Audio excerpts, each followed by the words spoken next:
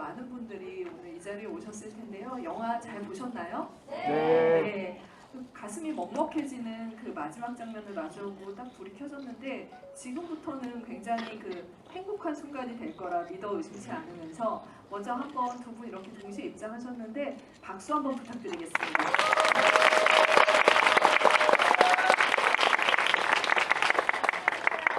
네, 진짜 이런 시절이 이런 시기가 있었다라는 생각이 드는데 이후에 이 영화가 끝나고 나서 실제 공간에서는 더 많은 그 암흑기, 굉장히 이제 그 대한민국의 어떤 이제 흑역사라고 할 수 있는 시기가 펼쳐지는데요.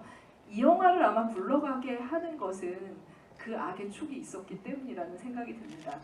지금 전 지금 이제 스크린뿐만이 아니라 요즘에 이분이 너무 이제 그 휘둘림을 당하는 그런 느낌이 들었고, 제가 항상 봐왔던 유재명 배우는 너무나 선한 웃음을 가지고 계시고 굉장히 이렇게 지금 잠깐 웃으시는 그 웃음소리만 들으셔도 너무 인자한 느낌이 들잖아요. 그런데 이렇게 그 연기로 승화해서 악이란 어떤 것인지를 지금 스크린과 이 시리즈로 오가면서 보여주고 계십니다. 먼저 인사 말씀을 들어보도록 하겠습니다. 네, 안녕하세요. 전상구역의 유재명입니다. 네. 원래 계획적으로 움직이는 사람이 아니고 그냥 직감적으로 닥치는 대로 사는 사람인데 그 악역 두 개를 하려고 마음먹어서 이렇게 시간대를 맞춰서 한 건 아니고요. 우연찮게 두 작품이 겹쳤고 어제 노예 아웃이 끝났습니다. 네. 따끈따끈한 악이죠. 네, 저희 이제 행복의 나라는 1주차가 지나서 2주차를 맞이하고 있습니다. 네. 저 영화 4번째 봐요. 감사합니다. 네. 감사합니다. 네. 네. 박수 한번 다시 부탁드리고요. 이번엔 또 악역과는 거리가 멀지만 언젠가는 이제 그런 잠재력을 가지고 있다라는 생각이 들고요. 오늘은 이 세상에 의리라는 말이 있다면은 송중기 배우한테 들려드려야 되지 않을까라는 생각이 들 정도로 이 자리에 나온 이유도 궁금해지는데 먼저 한번 인사를 듣고 이야기를 나눠보도록 하겠습니다. 송중기 배우님 인사 부탁드릴게요. 네, 안녕하세요. 저는 행복의 나라에 전혀 등장하지는 않고요. 제가 그렇지만 너무나 마치 제 영화 같은 그런 느낌이 드는 또 너무 사랑하는 영화를 또 제가 이렇게 함께 소개해드리는 자리가 생겨서 너무 영광이고요. 네, 오늘 만나서 반갑습니다. 저는 배우 송중기입니다. 반갑습니다. 너무나 많은 배우분들이 사실은 이제 그 제 몫을 다하면서 이 영화에 참여해주고 계시는데 혹시나 참여할 뻔했다 약간 이런 순간이 있으셨어요? 이렇게 인연이 될 뻔했던 행복의 나라예요? 네네네. 혹시 그런 비하인드 스토리가 있나? 그런 건 없는데 지금 후회하고 있어요. 카메오라도 할 걸 그랬나. 네. 너무 그냥 다 제가 너무나 친하고 사랑하는 형님들이 많이 여기 다 나오셔서 더 그렇기도 하고, 그리고 사실은 재명이 형 첫 촬영 날 대전 현장에 놀러 갔었어요 제가. 네네. 네, 어느 장면이었죠? 그게 참모 총장님하고 변호인단하고 처음 접견하는 날이었나? 상견례하는 날인가요? 네. 그때 전 집이 대전이라 대전에 있었는데 그때 대전 촬영한다고 해서 놀러 가서 형들하고 진하게 한잔 했던 날이 있었는데, 네. 아무튼 이 영화는 저는 출연은 안 했지만 너무나 이렇게 뭔가 그냥 가깝게 느껴지고, 네. 친한 형님들이 많아서 그런 것 같아요. 사랑하는 형님들이 많아서. 네. 특히나 이 자리뿐만이 아니라 현장까지 가서 응원을 해주시고 이렇게 또 그 현장을 담아왔다는 점에서 여러분들한테 오늘 또 이렇게 굉장히 그 귀한 얘기를 들려주실 그런 적절한 게스트가 아닐까라는 생각이 듭니다. 박수를 한번 다시 부탁드릴게요. 그래도 사실 진짜 이 영화에 많은 분들이 계신데 오늘 왜 유재명 배우님이랑 같이 나오셨을지 여러분들 너무 궁금하실 것 같은데요. 이렇게 힌트는 있어요. 사실 단서는 있는데 제가 사실 이제 행복의 나라 이전에 여러분들도 좋아하셨을 거예요. 빈센조의 광팬이었거든요.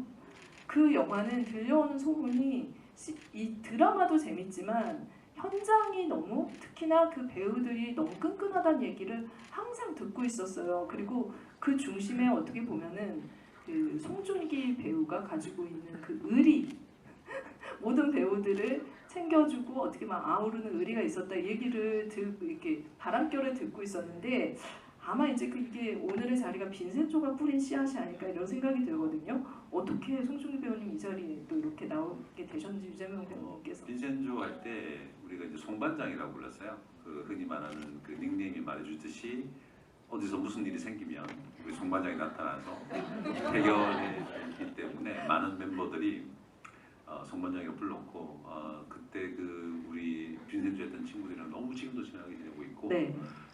그 중심에도 우리 송중기 배우가 단단히 자리 잡고 있습니다. 네. 송중기 배우님한테 이제 네. 마이크를 좀 드려야 될 것 같은데 사실은 이제 유재명 배우님이 거기서 네. 그 빈센조의 멘토 변호사였잖아요. 그쵸. 그러니까 굉장히 엇나가고 마피아의 세계에 암흑의 세계에 발담았던 어떤 그 캐릭터를 바른 길로 인도하는. 맞아요. 그런데 그 캐릭터의 어떤 특성뿐만 아니라 유재명 배우한테도 그 지점을 좀 느끼셨을 것 같아요. 같은 배우로서. 말씀해주신 대로 제 캐릭터 빈센조라는 친구가 이제 뭔가를 하나를 깨닫고 결정하고 달려갈 수 있게 그 시작점을 만들어준 인물이 재명이 형이 연기해주신 캐릭터였는데 전여빈 배우의 아버지. 그렇죠. 네. 네. 3회 만에 죽습니다. 그렇죠. 형이 3회 만에 죽죠. 형님의 죽음을 시작으로 이 드라마가 휘몰아치기 시작했었는데 뭐 많이 인터뷰에서 얘기했었던 거라서 다들 알고 계시겠지만 재명이 형은 말씀해주신 대로 3회 돌아가시는 굉장히 짧게 출연을 해주셨는데도 정식 출연한 배우들처럼 현장에서 항상 안 가셨어요. 너무 좋아서 네. 너무 좋아서 저희랑 더 어울려 주시고 현장에서 무게를 잡아주시고 했었죠. 예. 아유 그때 생각하니까 또 막 좋은 생각들이 많이 나네요. 뭐 그때 그런 이제 선한 감정, 좋은 감정 그리고 이제 그 배우로서도 굉장히 이렇게 본보기가 되고 어떤 느낌적인 느낌으로 좋았던 그분이 너무 지금은 네. 너무 요새 진짜 어떻게 보면 악랄한 그 모습들을 계속 끄집어내고 계시잖아요. 이게 또 아까 말씀하신 것처럼 네네. 그 지금 현재 노웨이아웃이라는 드라마가 또 네, 절찬리에 방영 중이고 끝났죠. 네네. 네. 지금 막 따끈따끈하게. 또 이번에는 형이 이번에 또 전상도라는 캐릭터를 저는 뭐 계속 형님이랑 같이 얘기 나누면서 다 알고 있었지만 그런데도 지금 센 인물이 겹치니까 좀 무섭긴 해. 아까 말씀하신 것처럼 지금 가만히 앉아 계신데도 좀 무서운 것도 있고 뭔가 나올 것 같죠. 네네네. 괜히 힘 빼고 있으니까 더 무서운 것 같기도 하고 네. 그런 잔상들이 있습니다. 네. 네. 그 연기를 너무 잘하셔서 그런 것 같아요. 네, 연기를 너무 잘하셔서 지금 이제 가까이 있는 그리고 이제 그 믿음을 갖고 있던 송중기 배우까지 긴장하게 만드는 유재명 배우의 모습이 있다 이런 생각이 드는데 사실 송중기 배우님이 이렇게 이 자리에 나온 데는 아무리 이제 그 같이 지원을 해주고 싶은 마음이 있어도 영화가 진짜 이렇게 그 지지의 마음이 생기지 않으면 같이 이야기를 하기가 쉽지가 않잖아요. 무엇보다도 행복의 나라를 이렇게 또 좋게 보신 그런 소감이 있으실 것 같아요. 우선 첫 번째로는 저는 시사회 날 재명이 형님이 초대해 주셔서 봤는데 첫 번째로는 질투날 정도로 모든 배우들이 연기를 다 너무 잘하셔서 같은 배우 입장에서 좀 질투날 정도로 와 정말 와 어떻게 이렇게 연기 잘하시는 분들을 다 이렇게 모아놨지 라는 생각이 제일 먼저 들었었고 그래서 너무 좋았고요. 개인적으로 배우 입장에서 관객 입장에서. 두 번째로는 정석이 형, 재명이 형, 선균이 형 뭐 모든 거기 나오신 다른 선배님들 다 친한 형님들이 많아서 또 더 가깝게 느껴지는 것도 있었고 또 세 번째로는 제가 너무 사랑하는 이제 성균이 형의 마지막 영화인데 이렇게 제 나름대로는 저만의 방식으로 또 이렇게 형을 떠나보내는 과정인 것 같아요. 또 애도하는 과정인 저만의 방법인 것 같기도 하고 그래서 그렇게 그런 개인적인 의미도 좀 있어서 네. 좀 저도 같이 참여하고 싶다는 생각이 들었던 것 같아요. 거의 이제 그 입체적으로 영화의 안팎에 이 안과 바깥 모두를 아우르면서 그 전혀 배우님께서 저는 지분도 없고요 네, 이 영화에. 네, 진심을 다해서 지분도 없고 네, 여러분들이 아무리 많이 보셔도 돌아가는 게 없다라는 말씀을 해주셨는데 그렇지만 심적으로 지지하고 싶은 영화가 나왔다 이런 마음 때문에 흔쾌히 이 자리까지 와주셨다는 생각이 드는데요. 그 정도로 어떻게 보면은 나도 이 영화에 그 일원이 되고 싶다라는 생각을 하셨을 텐데 정작 그 유재명 배우님께서는 이 영화를 처음에 이 역할 들어왔을 때 고사했다. 이 얘기 여러분들도 많이 들어보셨을 텐데 이 자리에서 배우님께 좀 그 얘기를 들어봐야 될 것 같아요. 보통 이런 역할이 들어오면은 왜 고민을 하시나요? 저는 너무 탐날 것 같다는 생각이 들거든요. 어제 그 기사를 통해서 그 얘기가 좀 많이 맞아요. 네, 네. 소개됐는데 아주 뭐 단칼에 냉정하게 이렇게 탁 뭐 이런 어떤 것보다는 아무래도 이제 실존 인물이 연상되는 전두환이라는 그 한국 현대사에서 가장 중요한 위치를 차지하는 독재자죠. 네, 독재자의 인물을 묘사한 어떤 인물이기 때문에 고민이 되는 지점이 있었고 그 영화를 보시면 알겠지만 영화에서 전상두라는 인물이 나중에 제가 좀 말하고 싶은 부분이 있는데 어떻게 보면 메인 캐릭터이긴 하지만 다른 인물들에 비해서 그 사람이 왜 어떻게 어떤 방식으로 정권을 장악해서 신군부 세력이 12.12를 일으키는지에 대한 얘기가 많이 소개가 되어 있진 않아요. 그래서 배우 입장에서는 조금 안개 속에 있었던 것 같아요. 나에게 주어진 역할이 이 인물을 표현하는 데 있어서 어느 정도의 어떤 기본적인 것들이 좀 포함이 됐을 때 자신 있게 밀고 나가는 용기가 생기는데 그때 처음 읽었을 때는 조금 안개 속에 있는 듯한 느낌이었고 이후에 나한테 주어진 역할은 이러이러한 어떤 부분이 있구나라는 걸 직감적으로 알게 되고 또 용기를 내게 됐죠. 그래서 제가 표현하고 싶은 전상도는 전면에 나서서 이야기를 끌고 가거나 이야기의 어떤 그런 연결고리들을 파괴시키거나 드라마틱한 전개를 이끌어내는 그런 인물이 아님을 연기하고 싶었던 것 같아요. 네. 아마 이제 그 새로운 전상도의 탄생이라는 생각이 들 정도로 지금 전면에 있지 않는데 모든 것을 움직이고 있는 어떤 세력을 본 것 같은 느낌을 받았거든요. 저도 그래서 저는 약간 좀 이제 약간 이게 동물 비유인가요? 제가 여러 이 동물들을 생각을 해봤어요. 이 행복의 나라의 전상도는 어떤 동물과 비교가 될까 했는데 뱀 같다는 표현이 좀 많이 정말 뱀 같은. 그러니까 너무 이렇게 등장하는 순간 주변을 굉장히 서늘하게 할 것 같은. 그러니까 굉장히 뜨거운 에너지로 뭔가 폭주해서 모든 사람들을 이렇게 열기로 끌어들이기보다는 보는 순간 정말 피하고 싶다 이런 느낌이 들게 하는 인물이었고 어떻게 보면은 한국 영화계에서는 가장 사실적이고 탐나는 빌런 캐릭터일 수 있거든요. 그 모습을 또 하나 새롭게 만들어냈다는 생각이 들었습니다.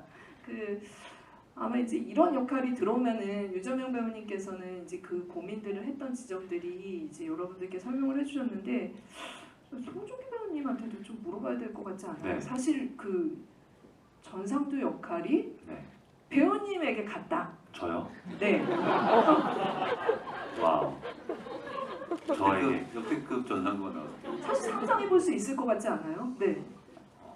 방금 우리 오늘 와주신 관객분들께서 웃으셨잖아요. 저는 이게 답인 것 같아요. 하지 말라는 뜻인 것 같아요. 저에게 들어오지도 않을 것 같고. 아 진짜 반대예요? 반대? 아니요. 진짜요? 근데 배우로서 만약에 진짜로 그런 제안이 들어왔다 그러면 솔직히 고민 많이 할 것 같아요. 네. 네. 배우로서는 또 표현하고 싶은 또 야망도 있으니까 욕심도 있고 그러니까 쉽지 않은 결정일 것 같은데 상상은 안 되네요. 뭐가 제일 걱정되실 것 같으세요? 머리죠. 저 기억나는 게 제가 아까 형 촬영할 때 첫 촬영날 놀러 갔다 그랬잖아요. 네. 그때 보신 거죠? 아직도 기억나요. 네. 그 전에도 형 이제 머리 자르셔야 되고 스타일링 하셔야 된다고 막 그런 얘기도 술 먹으면서 했었는데 알고 있음에도 불구하고 그때 그 대전에 있는 그 현장에 갔을 때 형 안녕하세요 저 왔습니다 하고 인사를 하는데 왔어 하는데 그냥 무서웠어요. 우와 그게 배우가 확실히 그걸 딱 옷을 갖춰 입으면 제대로 네. 그 에너지가 섬뜩하더라고요. 네. 그래서 그날 우리 술 먹으면서 그런 얘기 했었잖아요. 그게 참 딱 배우가 딱 갇혀 입고 나왔을 때 그 에너지는 네. 갑자기 궁금한데 그 송중기 배우님은 삭발을 하신 적 있어요? 작품에서는? 아니 없어요. 없어요. 되게 멋있을 것 같아요, 그죠? 그쵸? 아니, 네. 근데 별로 저는 그 비교당하고 싶지 않아요. 황정민 형님이 한번 하셨고 재명이 형이 하셨고 갑자기 확 그게 크지 않아요? 아닌 것 같아요. 네. 아니 근데 이제 이게 오히려 이렇게 확 밀어버리면은 이게 좀 손쉬운 결정일 것 같긴 하고 지금 이제 보자마자 좀 섬찟하게 만들었던 현장에서 이렇게 배우님까지도 좀 약간 긴장하게 만들었던 거기에는 살짝 어디까지 밀 것인가가 굉장히 관건이었잖아요. 사실은 농담이고 그거는 솔직히 농담으로 한 얘기고 별로 뭔가를 배역을 맡았을 때 고민하는 지점은 아니에요. 사실은 그건 아닌데 배우들은 의외로 솔직히 그런 그거는 네. 솔직히 고민하는 지점은 아니에요. 근데 그게 고민일 것 같아요. 형도 그러셨을 것 같고 너무 실존 흥미진진하다. 인물을 네. 해야 된다는 부담감이 이게 가장 큰 고민거리지 않을까. 내가 할 수 있을까? 이 부담감을 맡을 수 있을까? 그런 지점에서 저는 유재명 선배님이나 황정민 선배님이나 두 분 다 그런 선택을 하신 지점을 존경하는 부분도 진심으로 있고요. 저는 그게 가장 고민일 것 같아요. 부담감.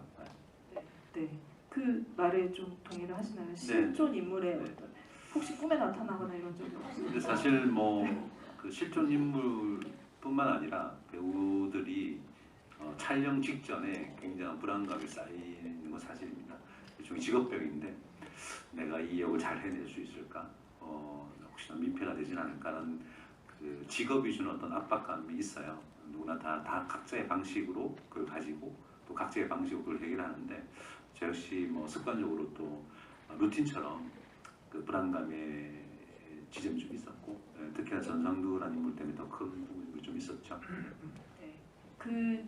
아마 이제 그 인물이 실존 인물이기도 하지만 사실은 이제 전무후무한 어떤 이제 강한 부정의 기운을 품기 때문에 매력적이기도 하면서 이걸 어떻게 그릴 것인가에 대한 고민이 더 커지지 않나 이런 생각이 들어요. 그러니까 그냥 악의 어떤 모습만 보여주면 입체적으로 보여지기가 굉장히 힘들잖아요. 그런데 이걸 어떻게 해석하느냐에 따라서 다른 인물이 나올 수 있기 때문에 그 부분은 이제 배우들이 연기를 할 때도 굉장히 고민하는 지점이지 않을까? 이거는 이제 송중기 배우님도 이제 연기를 하면서 많이 고민하시는 부분일 것 같아요. 네. 어떤 게요? 어떤 이제 입체적인 인물을 만들기 위해서 어떤 고민들을 좀 하고 어떻게 살을 붙여 나갈 것인지. 그렇죠. 그게 항상 제일 고민거리죠. 어떻게 잘 보여야 되니까 또 이 작품에 도움되게 만들어야 되니까 그 입체적인 걸 어떻게 채울 수 있을까 항상 고민이고 저는 최근에는 그런 고민이 가장 컸던 제 작품은 화란이라는 영화였던 것 같고 네. 악역을 해본 적은 없지만 거기서 약간 빌런 캐릭터였어서 근데 항상 채워나가는 거는 항상 어떻게 채워나가야 되나 답을 찾는 거는 항상 현장에서 같이 얘기하다 보면 다 나오더라고요. 그래서 그런 식으로 해결을 하는 편이었었죠. 네. 그 배우님께 사실 이제 이 전상도로 대변되는 상징적인 인물이 실존 인물이 아까 말씀하셨듯이 있고 그랬을 때 이제 좀 서울의 봄이라는 작품이 먼저 나왔기 때문에 그 촬영 시기는 겹치지 않고 어떻게 보면은 이제 좀 달랐음에도 불구하고 보고 나서 이제 내가 표현했던 것과 이런 부분이 해석이 달랐겠구나 이런 생각들을 또 많이 하셨을 것 같거든요. 네. 조금 길어질 수 있는 부분인데 모든 각자의 영화마다 어떤 그 영화만의 어떤 매력과 결이 있다고 생각하는데 저희 작품이 가지고 있는 결들이 아까도 말씀드렸지만 전상두라는 인물은 전면에 나선 인물이지만 다른 캐릭터에 비해서는 그렇지 않는 게 되게 매력적이었던 것 같아요. 쉽게 말해서 이런 역사적 사건을 다룬 영화들을 보면 메인 캐릭터들은 그때 당시 주동자들 아주 권력의 정점에 있는 사람들 11.19로 치자면 중앙정보부 장과 경호실장과 대통령과 그런 영화들이 실제로 많은 사랑을 받았고 또 대중들이 그런 영화를 보면서 이런 영화를 보면서 같이 분노하면서 많은 어떤 그런 공감을 이뤄냈었고 근데 저희 영화 시작은 시간과 공간을 같이 하지만 그 사람이 주인공이 아니네. 잠시나마 자신의 말을 할 수 있는 어떤 유일한 그 주인공의 대사는 제일 마지막에 자신만의 말을 할 수 있는 거는 마지막 그 진술일 정도로 되게 좀 색달랐던 것 같아요. 만약에 제가 그 불안감을 가지고 있었지만 전상두가 전면에 나서서 어떻게 12.12를 일으키는 것들이 빌드업이 되는 것들이 있었다면 시작은 되게 좀 시원하게 시작했겠지만 지금 느끼는 이런 어떤 보람이나 또 영화를 같이 했던 어떤 재미도 달랐을 것 같긴 해요. 저희 영화가 존재하는 시점이 거기에 있는 것 같아요. 현실과 판타지 사이에서 대중들이, 관객분들이 이 영화를 어떻게 느끼시는지를 메시지를 좀 만들려고 어떤 밸런스를 잘 맞춘 영화이다라는 생각이 좀 들게 됐어요. 네, 아마 이제 진짜 많은 시대극들이 있지만 제가 이제 이 두 분의 필모그래피들을 쭉 훑어보면서 든 생각도 우리가 분명히 존재했던 현실이 있고 시대가 있지만 굉장히 그 안에서 영화를 만드는 사람들이 어떤 상상을 할 것인가, 드라마를 만드는 사람들이 어떤 상상을 할 것인가라는 생각을 해보면 판타지가 끼어들 공간이 생긴다는 생각이 들었어요. 송중기 배우님의 작품을 보면서 재벌집 막내 아들에서 사실 이제 이게 정경유착이 있었던 그 과거의 어떤 그 시기에 시대가 겹치죠. 네. 그렇죠. 네. 그 당시에 어떻게 보면은 판타지적인 인물이 그 안으로 걸어 그렇죠. 들어간 거잖아요. 그렇죠. 그런 인물을 연기를 할 때 사실은 이제 그 나는 굉장히 리얼리티를 가지고 연기를 하고 있지만 이게 과연 이 관객들에게 그리고 가다는 시청자들에게 어필할 수 있을까? 그 톤을 어떻게 맞출까 굉장히 고민하실 것 같거든요. 맞아요. 이 부분은 행복의 나라에서 유재명 배우가 연기를 하면서 느꼈던 것과 좀 상통하는 지점이 있을 것이라는 생각이 들어서 두 분께서 이 어떤 고민을 하셨을지 좀 들어보도록 하겠습니다. 맞아요. 그러네요. 생각해 보니까 그 시대가 좀 겹치기도 하고 그리고 말씀해 주신 것처럼 완전 판타지죠. 재벌집 막내라는 드라마도 완전 판타지였고 물론 이 행복의 나라에도 어느 정도의 판타지가 전 있다고 생각을 해요. 예를 들어서 정석이 형이 맡은 정인우 캐릭터인가요? 그렇죠. 네. 실제 인물인지 아닌지는 저는 배경 지식은 없는데 저는 판타지가 좀 있다고 생각을 했어요. 뭐 거기에 나오는 모든 변호사들이 뭔가 하는 고민을 정인우가 좀 이렇게 다 응축해서 하고 네, 있는 것 네. 같다는 생각도 했고 그런 생각도 했어. 그런 의미에서는 완전 판타지 요소가 많이 있다고 생각해요. 재벌집 막내 아들에서도 그런 요소가 많았는데 하지만 정작 표현하는 제 입장에서는 진지하게 현실감 있게 생각하고 임하는 게 그 간극을 줄이는 가장 큰 효과적인 방법이 아닐까라는 생각을 많이 했었던 것 같아요. 네. 이 부분을 어떻게 설득시키느냐가 사실은 그렇죠. 이 영화가 관객들에게 시청자와 관객을 설득시켜야 하니까요. 시청자들에게 어떻게 가닿을까의 관건이라는 생각이 드는데 맞아요. 하고 싶은 얘기 하나 있는데 그 저희 영화의 시작 부분을 보면 좀 조심스러운 표현인데 개인적 의견입니다. 그 역사적인 부분을 좀 왜곡했다, 과장했다라는 어떤 그런 후기를 좀 보면서 오해가 있다는 생각이 들었었어요. 네. 오히려 저희 영화는 역사적 사건을 축소시킨 부분이 많이 있어요. 왜냐하면 11.6이라는 역사적 사건의 시간 연대기를 절대 쓰지 않고 네. 거기에 나왔던 주도한 사람들의 이야기가 아닌 반면에 그 어떤 시간들을 축소시키고 그 옆에 있었던 그러니까 이름 없이 조연으로 역사에 남을 그런 그렇죠. 분의 네. 이야기를 전면에 내세우면서 이 이야기는 판타지입니다라고 밝히고 있어요. 이미 시작할 때부터.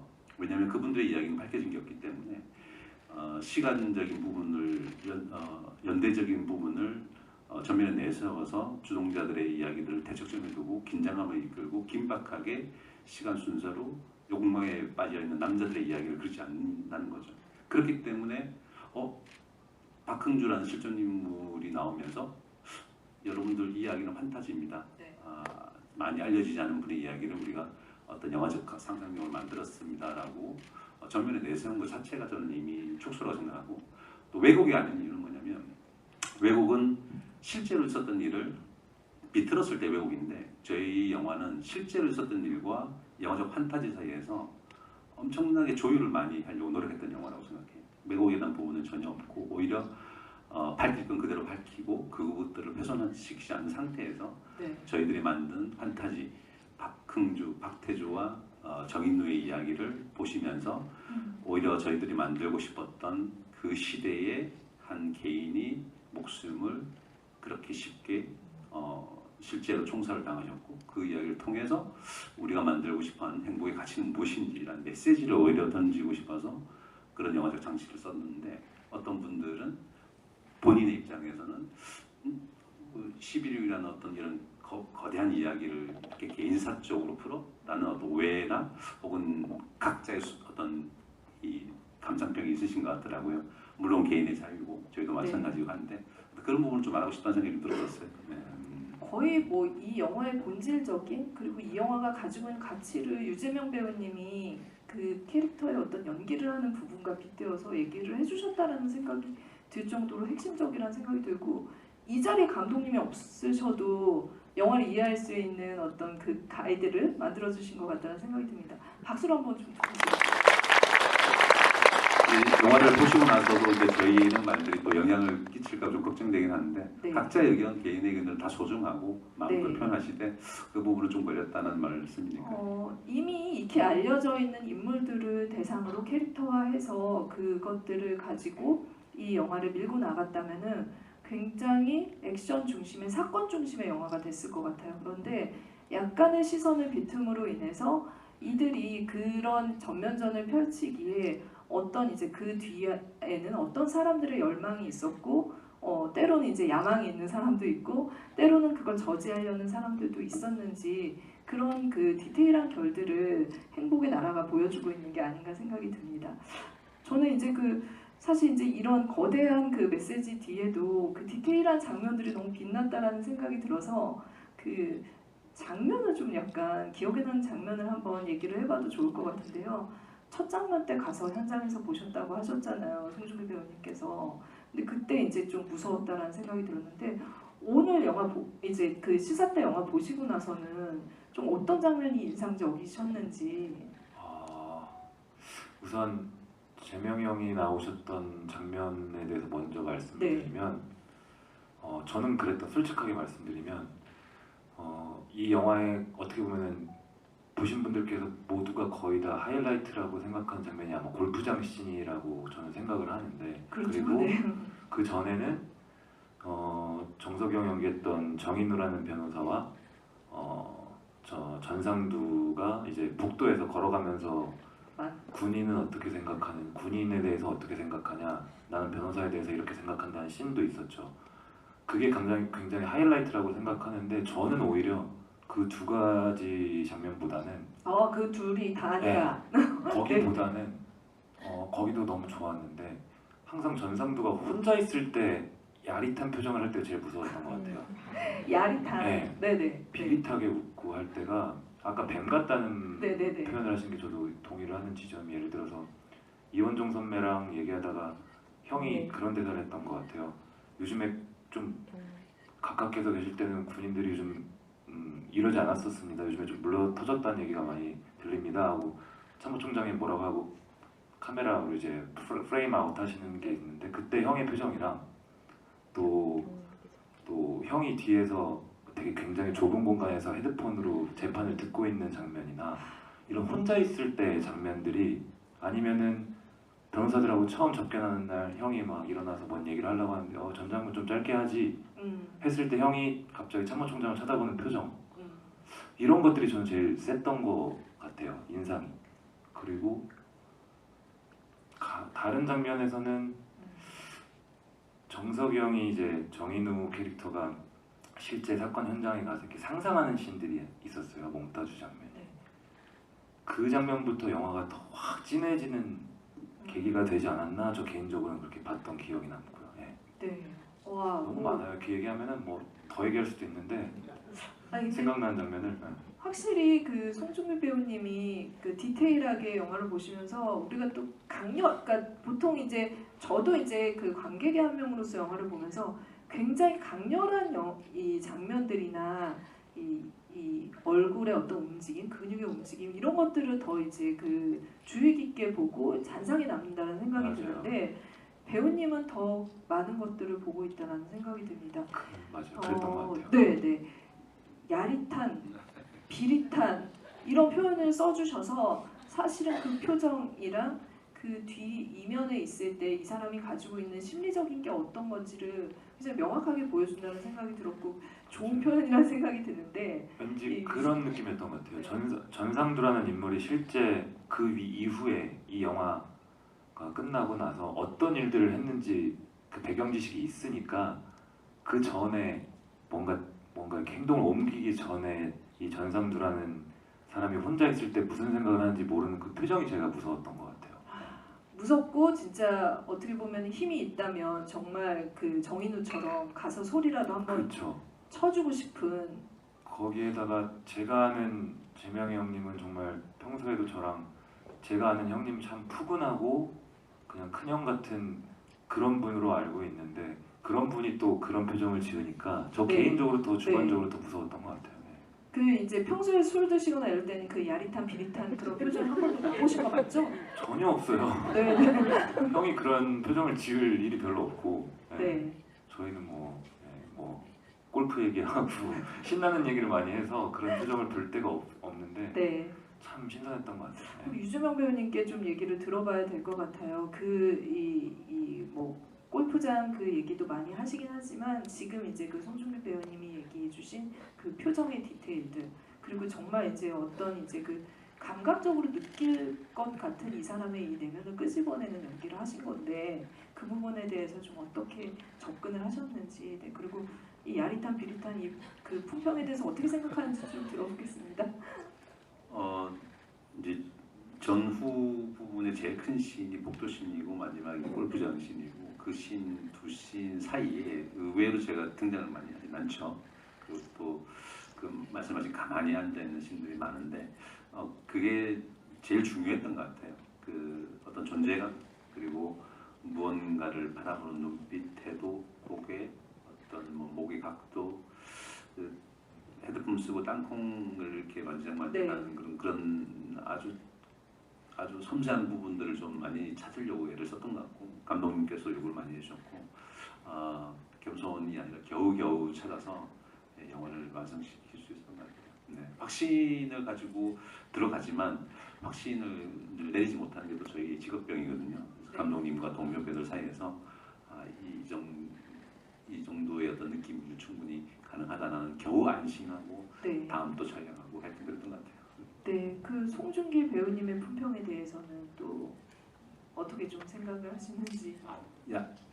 비릿하다. 제대로 찾아낸 거 맞나요? 네, 아유 뭐 칭찬으로 듣고 있습니다. 네, 알겠습니다. 제대로 보신 것 그러면 같습니다. 요거는 송중기 배우님께 박수를 한번 드리도록 하겠습니다. 감사합니다. 근데 아까 이제 전상두 캐릭터를 해보시면 어떻겠냐고 송중기 배우님 네. 넌지시 여쭤보긴 했지만 사실 이 영화에서 그 많은 캐릭터들이 있잖아요. 네. 혹시 유재명 배우님이랑 같이 출연하신다면 또 이 질문을 드릴게요. 그 다른 역할은 좀 이 영화에서 네. 와 김준영. 제가 할 수 있을지는 모르겠지만 내공이 이렇게 해서 그러니까 누굴 대답할지 너무 궁금해요. 그런 인상 깊었던 캐릭터들을 얘기하는 게 맞는 것 같아요. 네. 전상두의 부관으로 나왔던 김재철 선배님이 김재철 배우님, 네네. 연기해 주셨던 그 마지막에 이제 정석이 형을 때릴 때 그 표정이랑 전상두 옆에 계속 서서 왜 참모총장 옆에는 박훈 선배님이 훈이 형이 서 계시고 김재철 선배님은 이제 형 옆에 서 계시는데 가만히 볼 때 그 표정부터 살기가 느껴졌었는데 마지막 골프장 씬에서 김재철 선배님이 막 할 때는 진짜 막 소름이 돋더라고요. 무서워서. 그 캐릭터가 매력 있어서 만약에 제가 뭐 하나를 할 수 있다면 할 수 있을지 모르겠지만 그 캐릭터를 하고 싶을 것 같아요. 네. 네. 뭐 김재철 배우님이 좀 긴장하시긴 하시겠지만 한번 이렇게 대입해서 여러분들도 상상해 보면 좋을 것 죄송합니다. 네네네. 네. 배우님의 활약을 기원을 하면서 어쨌든 송중기 배우님의 그 하수인, 그죠? 하수인이죠. 폭력을 행사하는. 그러니까 사실은 전상두가 그렇게 악을 직접적으로 보여주지 않고 땅콩을 유니폼을 이렇게 까면서 뭔가 이렇게 숨기고 있을 수 있는 거는 실질적으로 폭력을 행사하는 그런 역할들이 주변에 있었기 때문인데 그런 부분들이 그 송중 배우님이 말씀하신 것처럼 여러 캐릭터에 의해서 완성이 됐다는 생각이 듭니다. 저희가 이제 그 뭐 명장면까지 그리고 송중기 배우님의 야심까지 한번 들어보는 시간을 가졌는데요. 지금 또 관객분들도 너무 궁금해하시는 질문들이 많을 것 같아서 마이크를 좀 드릴게요. 그리고 마이크를 드리기 전에 좀 불을 지피기 위해서 말씀을 드리자면 저희 배우님 두 분께서 들어오시기 전에 사인을 하셨어요. 네, 여기 포토카드에 사인을 하셨는데 이거 진짜 가지시면 너무 좋을 것 같다는 생각이 드는 게 보통 네이크로 가잖아요. 이게 세입이에요. 여러분 세입의 꽃말이 뭔지 아세요? 다 아시네요. 네네. 네, 행복을 드립니다. 그러면은 저희 지금부터 손을 들어주시면은 마이크를 드리겠습니다. 네. 송중기 배우님, 네 이렇게 네. 카드를 드셨는데 예. 한 분, 네. 손을 앞에 이렇게 해주시면 두 번째 줄. 네. 네, 네. 잠시만요. 마이크 드릴게요. 감사합니다. 네. 감사합니다. 아유 감사합니다. 아유 친절하시네요. 안녕하세요. 네, 잘 나오죠? 네, 잘 나와요. 질문하면 되나요? 네네 편하게. 아까 유재명 배우님께서 행복의 가치에 대해서 말씀해 주셨는데 유재명 배우님이 말씀하신 행복의 가치는 무엇인지 궁금합니다. 거대한 질문이 하나 나왔습니다. 네. 너무 좋은 질문이에요. 네. 사실 이제 저희도 영화 소개하면서 무대 인사 다니면서 이 객석에 있는 분들에게 행복하시라고 계속 이렇게 말씀을 드리고 있어요. 근데 그러고 나서 집에 가는 길에 이렇게 저기 편의점에 들러서 맥주 한 캔에서 올라가는 길에 네. 저도 갑자기 그런 생각이 들었어요. 행복이라는 단어를 이렇게 많이 쓰는데 저도 당연히 지금보다 좀 젊었을 때는 행복하고 싶단 말을 많이 쓰고 다녔고 했는데 그 저희 영화에 보면 그 박태주의 두 딸이 정인우에게 이렇게 귤을 하나 건네는 신이 있잖아요. 네. 저는 시사할 때 그걸 보고 많이 울었어요. 근데 지금도 좀 울컥한데 그 애한테는 그 귤이 엄청 큰 거인 것 같아요. 저희 애기도 귤 하나 달라면 절대 안 주거든요. 네. 몰래 뒤에서 하나를 제가 냉장고에서 꺼내 먹지 않는 이상 다 혼자 다 먹고 싶어요. 그 애기들한테는 그 귤이 세상 어떤 것보다 더 큰 것 같아요. 근데 그거를 쥐어주면서 자기가 할 수 있는 모든 것을 주는 거죠. 근데 밖에서 볼 땐 되게 작은 것 같아요. 예, 그래서 어떤 그런 것들이 교차가 되면서 울컥하고 지금도 좀 울컥하는데 왜냐면 이제 그게 성균이라는 배우에게 또 전달되면서 지금 현재의 저는 최근에 너무 일도 많고 너무 바쁘게 살다 보니 소중한 사람들한테 뭔가를 잘 주지 못했던 것 같아요. 근데 계속 큰 거를 줘야 된다고 생각했는데 그렇지 않았던 것 같아요. 오히려 내가 할 수 있는 진심 어린 작은 것 하나를 주지 못했구나. 그게 말 한마디일 수 있고 뭐 위로 한마디나 뭐 문자 한 통이든 제가 생각하는 요즘의 행복의 가치는 서로 마음을 작은 것이라도 나눌 수 있는 어떤 그런 노력, 그런 어떤 최선의 의지들이 있는 삶을 사는 게 가장 행복한 삶인 것 같다. 너무 큰 것에 정신없이 휩쓸리지 않고 소중한 것들을 지키려고 애를 쓰는 그런 태도를 가진 삶이 현재로서는 좀 행복한 삶이지 않나. 이번 영화를 통해서 배운 것 같아요. 이렇게 객석에서 관객분들 만나는 게 이렇게 행복하고 소중한지 잘 몰랐었던 것 같아요. 네. 그래서 그런 것도 포함해서. 네, 박수 한번 드리겠습니다. 굉장히 이제 그 한국 현대사의 11.6과 12.12 어떤 그 사이에 그 존재하고 있는 여러 그 인물들의 이야기 안에 지금 그 작은 귤 하나의 그 가치가 영화 안에 분명히 들어있다는 생각이 드는데 그걸 보고 우리만 또 깨달음을 갖는 게 아니라 배우님께서도 또 이렇게 약간 이렇게 한 발짝 움직이는 그런 그 심리적인 그 체험을 하셨다고 하니까 굉장히 좀 뭉클해지는 기분이 듭니다. 송중기 배우님께도 행복이었던 여쭤봐야겠죠. 네. 너무 좋은 질문 해줘서 감사드리고 사실 그 어떻게 사는 게 행복한가 그리고 행복이 뭔가라는 이 화두는 뭐 항상 누구나 갖고 있는 중요한 화두겠지만 사실 저 개인적으로는 사랑하는 성균이 형이 곁을 떠나고 나서 저한테 가장 큰 화두가 된 단어인 것 같아요. 항상 매일 그런 생각을 하는 것 같기도 하고 제가 요즘에 가장 많이 드는 생각은 무언가를 하든 간에 혼자이기보다는 사랑하는 사람들과 함께 하는 것 자체가 그냥 행복 아닐까?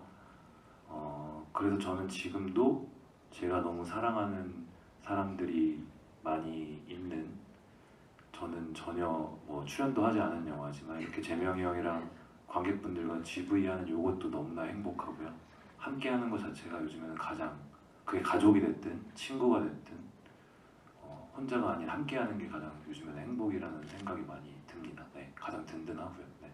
와, 네, 박수 좀 부탁드릴게요.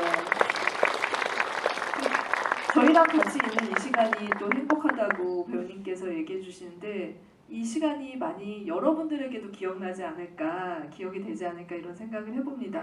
마이크로 또 드리도록 할게요. 네. 배우님께서 한번 맨 앞줄 네, 관객분 드리겠습니다.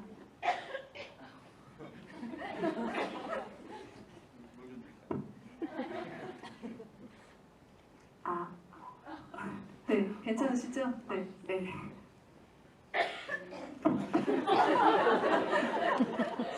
죄송합니다. 네, 네. 저는 사실 이 영화를 지금 3번 봤는데 아, 보고 나서 되게 이런 단어를 써도 될지 모르겠지만 답답하고 좀 불편했어요. 어찌 보면은 여러 가지 이유를 찾아봤는데 일단은 제가 너무 좋아하는 배우를 다시 못 본다는 좀 아쉬움, 그리고 어찌 보면 행복의 나라로 가고 있는 지금에도 그게 언제쯤이 될지 모르는 불투명한 그런 현재 진행형인 상황, 그리고 또 생각해봤는데 제일 원초적으로 보이는 게 저 행복의 나라란 제목 폰트에 행복 두 글자의 자음이 기분 나쁘게 좌우 정복되는 그거였어요. 네. 그래서 혹시 이게 저는 제목의 폰트도 되게 중요하다고 생각하거든요, 영화에서. 그래서 저 묘하게 행복이란 두 글자의 자음만 좌우 전복된 저거에 어찌 보면 영화의 그 내용이 투영되어 있지 않는가, 그거에 대한 말씀을 좀 듣고 싶어요. 아, 네. 그 유재명 배우님께서 조금 답변을 제목에 대해서 해주실 수 있다면은 네, 이야기를 먼저 들어보도록 하겠습니다. 저희도 몰랐었는데 그 얘기를 어떤 분이 말씀해 주셨어요. 그 복자가 이렇게 바뀌어 있잖아요. 그리고 나서 봤더니 진짜 그렇더라고요. 그래서 이제 그 이후에 물어봐야 되겠다. 근데 아직 못 물어봤네요. 이따 마치고 저희 관계자분들에게 아마 그 포스터 디자인하신 분이 어떤 그런 네. 의도의 어떤 것들이 네. 제작진과 연결되겠죠. 아, 다행이네요. 제가 요거는 감독 있게 얘기를 들었는데 그걸 살짝 전달을 네, 해드리도록 하겠습니다. 네. 네. 감독님 지금 시리즈를 찍고 계셔가지고 이 자리에 함께하지 못하셨는데 그래서 아마 저한테 얘기를 해주신 게 아닐까 전달하라고. 근데 지금 관객분께서 아까 이제 그 지금 불투명한 어떤 지금 현실에서도 이 영화가 굉장히 과거를 배경으로 하고 있지만 마찬가지로 답답하다는 말씀을 해주셨는데 이 영화의 그 폰트가 그 행복이 제대로 쓰여지지 않음으로 인해서 어떻게 보면은 여전히 그분들이 예전에 노력했던 민주화를 위해서 노력했던 그 노력들과 어떻게 보면 희생이 있었음에도 계속 살기 힘든 지점들 우리 모두 느끼고 있잖아요. 그런 것들을 좀 있지, 그러니까 새롭게 좀 한번 환기해보자라는 뜻에서 디자인적인 요소에도 이게 반응이 됐던 것 같아요. 그래서 아까 첫 번째 행복을 이렇게 질문해주신 분과 마찬가지로 다시 한번 이 가치에 대해서 생각을 하게 만드는 그런 것들이 연결이 되지 않나 싶습니다. 감독님 뜻을 제대로 100% 전달했는지 모르겠지만 빨리 촬영 끝나고 오셔서 다시 한번 해명을 또 해석을 해주시면 좋을 것 같다는 생각을 하면서 다음 질문을 좀 받아보도록 하겠습니다. 네. 아, 네. 계속 손을 하얀색 옷 마스크 입으신 분. 하시는, 네. 네네네 그분 아까부터 드릴게요. 계속 손을 드셨어요. 방금 앞에 남자분도 드셨는데 주세요. 레이디 퍼스트로. 네네네네. 그 마이크 한 번만 전달해 주시면. 감사합니다. 먼저 유재명 배우님께 너무 감사한 게 되게 어려운 역할이셨을 것 같은데 너무 잘 이입하도록 연기해 주셔서 너무 감사하고요. 저는 그 정인우 역할, 그러니까 정인우가 나중에 처음에 시작을 할 때는 진심으로 시작을 하지 않았다고 생각해 다 보시겠지만 진심으로 시작을 하지 않았는데 이제 아버지의 죽음을 맞이하고부터 살려야겠다라는 그 마음을 가지고 마음이 바뀌었다는 느낌을 받았어요. 혹시 내가 내가 옆에서 지켜주지 못한 아버지를 대신해서 박태주를 지켜주려는 의도가 있었는지도 궁금하고요. 그걸 이게 감독님이 아니시기 때문에 의도를 듣지 않으셨다면 혹시 그 행복의 나라라는 제목이잖아요. 이 배역들이 각자 내가 박태주가 아니면 정인우가 박상두가 꿈꿨던 행복의 나라는 어떤 것이었을까라는 대화를 해보신 적이 있는지 궁금합니다. 네, 아마 이제 배우님들이랑 또 같이 연기를 하시면서 다른 캐릭터 얘기도 같이 조언도 해주시고 의견도 나누실 것 같은데 그 부분이 좀 연결되는 지점이 있다면은 유재명 배우님께 말씀 좀 들어보도록 하겠습니다.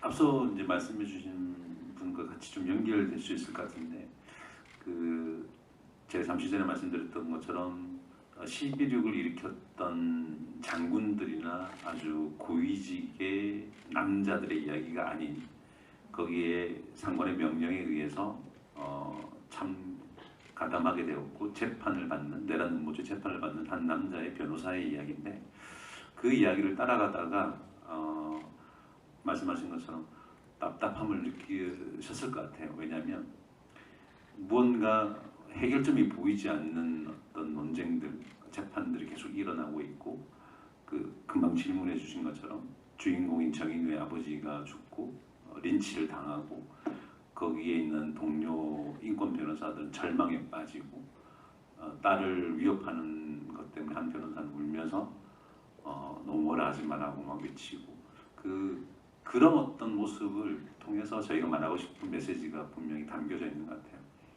어떻게든 그 시대를 이겨냈던 분들이 계셨을 거고 그분들을 만약에 소영웅이라고 지칭을 하자면 그런 소영웅들 우리 선배들 의세 되겠죠. 그분들이 살았던 그 아무랬던 시대에 한 자화상을 통해서 그때도 우정이 존재했고 신념이 존재했고 어떤 자신의 맡은 바를 어떻게든 해결하려는 어떤 그런 의지들이 있었고 그런 작은 소영웅들의 이야기들이 12.6이라는 큰 사건에 가려져서 많이 보여주지 못한 것에 대한 어떤 느낌 때문에 감독님께서는 그런 밸런스를 많이 맞추려고 노력을 하셨던가 느껴지고 그게 마지막에 이제 골프장 씬에서 절대 일어날 수 없는 일이죠. 일개 변호사가 서슬프런 그때 당시에 최고 권력자한테 가서 욕을 하고 막 그런 씬은 절대 일어날 수가 없죠. 할 말 다 하잖아요. 근데 감독님께서는 아마 다소 어떤 부분에서 골프장 씬은 너무 비현실적이지 않아? 개연성이 너무 떨어지는데? 라고 생각하실 수 있는데 저희 영화는 그렇지만 이 말은 하고 싶다. 정말 사람은 죽이지 마라. 난 한 번도 이런 이야기에서 해보지 못했던 이야기. 최고 권력자에게 그런 일가를 하지 못했던 그것 때문에 아마 저희 영화는 그래서 아마 행복의 나라라는 게 지금 유추해 보면 자신의 말을 할 수 없는 세상들을 통고했기 때문에 자신의 말을 좀 할 수 있는 그리고 무참히 짓밟히지 않는 그런 어떤 세상에 대한 얘기이지 않을까 얘기를 듣다 보니까 그런 생각이. 제가 진짜 아까 재벌집 먹는 아들도 얘기를 하고 이제 그 판타지가 가지고 있는 환기 효과, 관객들에게 주는 위안과 어떤 긍정적인 메시지를 굉장히 읽게 되는데 정인우가 그렇게 소리 지를 때 저도 이게 말이 돼? 계속 이렇게 생각을 하다가 저 말을 해줘서 너무 다행이다. 진짜 정말 하고 싶은 얘기인데 저렇게 다이렉트로 얘기를 하는 일은 벌어지지 않고 여전히 언제 올지 모르겠구나. 그렇지만 누군가 해줘서 정말 속 시원하고 이 장면이 아무리 말이 안 돼도 지지하고 싶어지는 그런 장면이지 않았나 싶습니다. 예전에 그 말을 하면 잡혀갔겠죠. 예. 그냥 잡혀가는 예, 정도가 그리고 아니죠. 네. 지금 그 말을 지금도- 하면 저 사람 좌파 아니라고 또 네. 찍히겠죠. 네. 여전히 참 어려운 대상인 것 같습니다. 네, 맞습니다. 네. 지금 그 마지막 질문을 좀 받아봐야 될 것 같은데 그래서 지금 손을 드시는 분들은 정말 누구를 드려야 될지 모르겠지만 이런 어려운 거는 오늘 이렇게 지원 사격하러 와주신 송중기 배우님이 해주시면 됩니다. 와. 그럼- 악역입니다, 악역. 네. 그러니까요. 아이고 제일 어려운 걸 주셨네요. 남자분을 한번 그러면은 아, 다른 자분이셨어서 네. 어느 저기 분 드릴까요? 죄송해요. 저분이 먼저 드셔서 죄송합니다. 아, 순서에 의해서 네.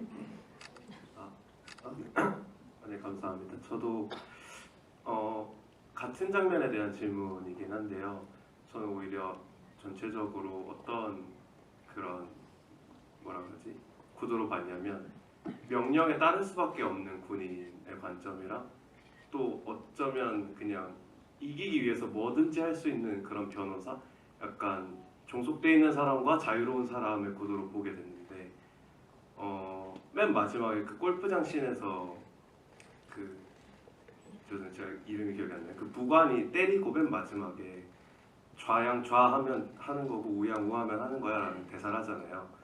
근데 영화 보면서 그 대사가 그 위치에 왜 들어갔지라는 생각을 하면서 뭔가 그 앞에 저 이제 이성균 배우님이 연기하신 그 캐릭터도 명령에 따를 수밖에 없었던 그 상황이랑 뭔가 연결시키고 있다라는 생각을 저는 했는데 혹시 이 장면에 대해서는 어떻게 생각하시는지랑 또 감독님이 아니시니까 만약 배우님들께서 그 캐릭터를 연기하셨다면 그 대사를 어떻게 해석하셨을지 그게 궁금했습니다.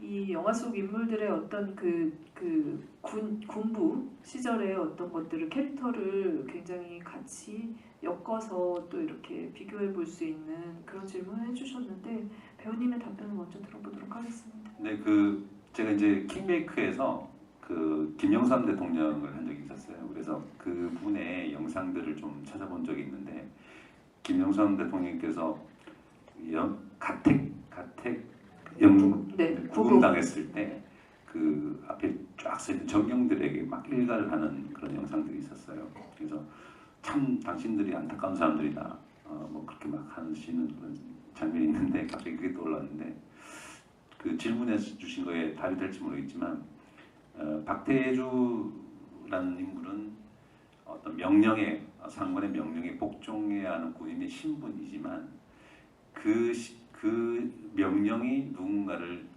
저격하는 어떤 사건이 생기고 그것의 진위나 그것의 진심이나 그것이 일으키는 파장들을 아주 상당 부분 영화는 다루고 있죠. 저것이 자의였는지 타의였는지 내란의 목적이었는지 어떤 행위의 어떤 이유는 무엇인지를 날선 공방으로 막 하죠. 근데 마지막에 그 부관이 하는 행위는 폭력을 그대로 수행하는 역할에 우리가 말하는 대로 해야 돼. 좌양자 해야 되고 우양 해야 되고 말이 많아. 약간 좀 다른 상태의 결인 것 같아요. 그 질문이 답이 됐는지 모르겠습니다. 저희는 어렸을 때부터 아주 어렸을 때부터 명령을 받고 자란 세대인 것 같아요. 대한민국이라는 어떤 시스템 안에서 저 초등학교 때 앞으로 나란히 하고 옆으로 나란히 하고 줄 서서 그 운동장에서 교장선생님 훈시 듣고 저는 또 결혼 세대고 그런 어떤 것에 대한 일종의 메타포가 있다고 저는 생각하는데 좀 이야기 커지나요? 좀 정리 좀 해주시죠. 네네. 전체적으로 저희 영화는 그것에 대한 좀 부분으로 좀 아주 직접적이진 않지만 명령이라는 것이 무엇이 신념이라는 것이 무엇이고 거부라는 게 무엇이고 그런 부분을 좀 충분히 좀 건드리고 있는 부분이 있다고 생각합니다. 네. 뭐 이제 그 시기를 살았던 이제 그 시기에 뭐 청년 시절이든 아니면 어린 시절을 겪었던 이제 그 관객들이 체감하는 것과 그리고 이제 관객이자 배우로서 또 체감하는 것과 지금 그 엄혹한 시절을 경험하지 못했던 또 관객분들이 체감하는 게 조금 다를 거라는 생각은 좀 들지만 이 영화의 이제 모티브가 된 인물이죠. 그 김재규 부장이 명령을 하면서 했던 이야기가 실제에서 자유민주주의를 위하여, 그러니까 오늘의 이제 거사를 하는 거다라는 얘기를 했다라는 말이 나중에 밝혀졌는데, 사실은 그 명령하에 어떤 그런 일들이 이제 뭔가를 속박하는 그런 시대였기 때문에 그것들의 반작용도 분명히 있었던 것 같아요. 그러니까 뭔가를 따라서 규율로 좋은 마음으로만 지키려고 했다면 이런 비극이 발생하지 않았죠. 그런데 그걸로 인해서 굉장히 안 좋은 시기들이 도래를 했고, 그 안에서 그러면 어떻게 좋은 세상을 만들려고 했는지, 그리고 박태주의 실제 모델이었던 박흥주 대령이 마지막으로 사형대에서 얘기했던 거는 대한민국 만세였다라고 해요. 그러니까 오지 않은 행복의 나라를 그분 역시 그 명령에 의해서 이제 그 따라서 그걸 했지만 결국에 이제 그 목적했던 바는 똑같았었던 건 거죠. 그런데도 이제 그 지켜지지 않는 질서를 그러면 어떻게 회복할 것인가, 이 영화가 그 부분에 대해서 우리한테 답을 준다기보다는 계속 좀 질문을 하고 있지 않은가, 지금도 그런 생각을 해보게 됩니다. 관객분에게 답변이 됐을지 모르겠지만 저희가 또 이렇게 얘기를 한번 해봤고요. 질문은 여기까지 받도록 하겠습니다. 그래서 그 세이클로바를 가져가시는 행운을 가져가신 관객분들께 축하를 드리면서 저희 좀 오늘 또 이렇게 마무리를 해야 될 것 같은데, 작품 이렇게 나올 때마다 계속 두 분께서 좀 크로스 토크를 서로 좀 해보시면 좋지 않을까. 그리고 누구보다도 좀 예리한 시각을 가지고 계신 것 같다라는 거 오늘 더 또 이렇게 깨닫게 되는 것 같아요. 인터뷰를 하면서도 늘 이제 송중기 배우님 가지고 계신 그런 이제 그 예리한 분석에 놀라기도 하는데, 본인 작품이 아닌 다른 작품에서도 굉장히 좋은 말과 그리고 또 이렇게 좋은 시각을 안겨주셔서 감사하다는 말씀을 하고 싶습니다. 좀 행복의 나라를 오늘 이렇게 엔차 관람하신 분들도 계신데 앞으로도 더 많은 분들이 보셔야 하는 이유가 있을 것 같다는 생각이 드는데, 그 얘기도 조금 해주시면 좋을 것 같은데요. 일단은 말씀해주신 대로 형이랑 뭐 크로스토크 좋은데, 일단 빨리 다른 작품에서 또 만날 수 있도록, 같이 출연할 수 있도록 한번 그거부터 노려보고. 두 분이서 같이. 네. 그거부터 한번 좀 제일 진지하게 그 관계자분들 대본 좀 보내주시고요. 네, 두 분 같이 이렇게 보내주세요. 한꺼번에 네. 동시에. 그리고 저는 제가 저도 개인적으로 좋아하는 이 영화를 제가 이렇게 여러분들께 소개해드릴 수 있는 기회가 생긴 게 일단 너무나 진심으로 감사드리고 영광이고요. 또 계속 극장에서 행복의 나라 계속 상영 중이니까 아직 안 보신 분들 계속 보셨으면 좋겠고, 보신 분들은 또 어떤 놓친 부분이 있는지 다시 한번 보시는 것도 추천드리고요. 그리고 마지막으로는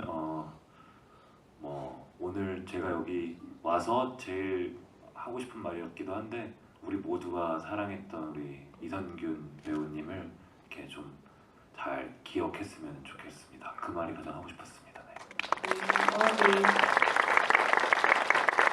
지금 박수는 또 이렇게 송중기 배우님뿐만이 아니라 지금 자리에 안 계신 이성균 배우님에 대한 여러분들의 또 이렇게 박수라고 생각을 하면서, 또 지금 유재명 배우님께도 이 정도로 이제 또 이렇게 지원 사격을 해주셨으니까 여기서 좀 공약을 하나 하고 가는 게 좋겠죠. 다음 작품 송중기 배우님의 신작에 대해서 어떻게 해주실 건지. 당연히 같이 해야죠. 저기 네. 보고 타는 영화가 개봉을 할 것 네, 같아요. 같이 보고 타는 해야죠. 거죠. 네. 제가 엔차 관람해서 아주 예리하고 아주 네. 질문들도 하면서 네. 꼭 같이 하겠습니다. 네.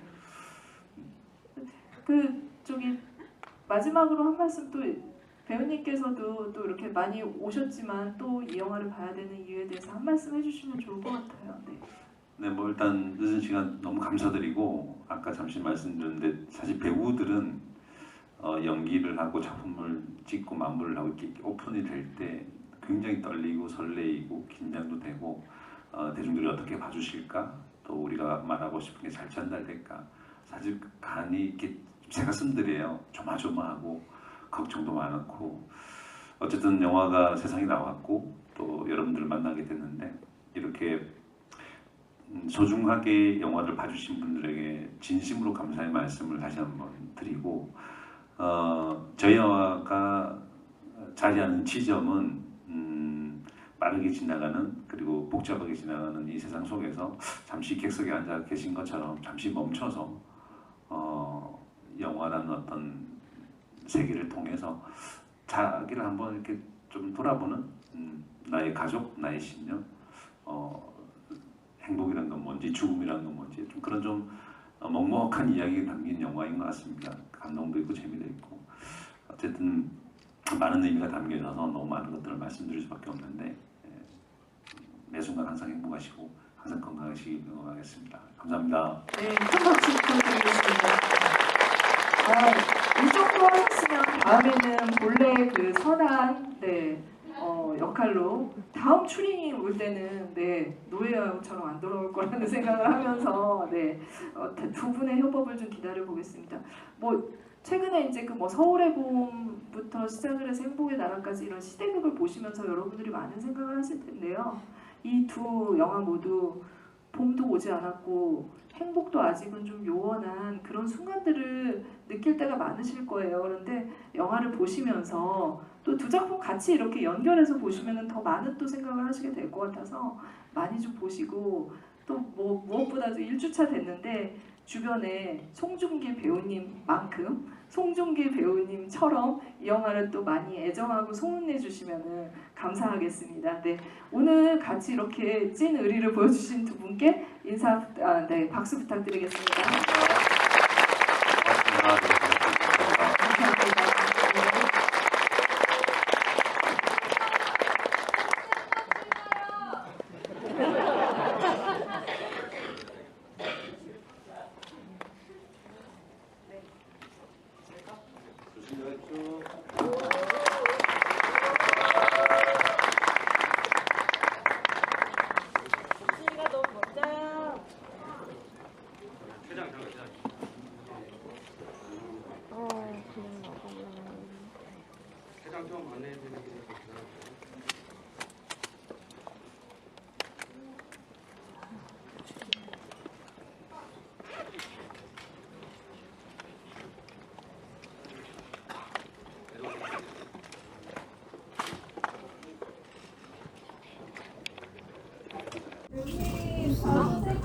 감사합니다.